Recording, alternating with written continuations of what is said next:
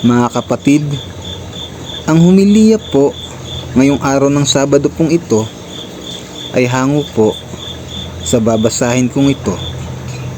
Lucas, Kapitulo 14, versikulo 1 hanggang 6. Si Jesus ang daan. Huwag na kayong mabalisa. Sumampalataya kayo sa Diyos. Sumampalataya din kayo sa akin. Sa bahay ng aking ama ay maraming silid. Kung hindi ito totoo, sasabihin ko ba sa inyong pupunta ako roon upang ipaghanda ko kayo ng inyong matitirhan? At kapag naipaghanda ko na kayo ng matitirhan, ako'y babalik at isasama ko kayo upang kayo'y makapiling ko kung saan ako naroroon.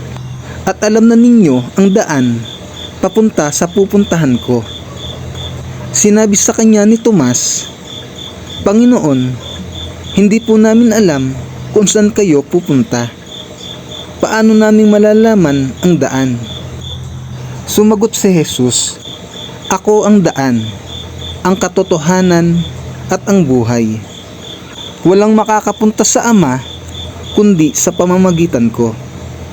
Kung ako'y kilala ninyo, kilala na rin ninyo ang aking Ama.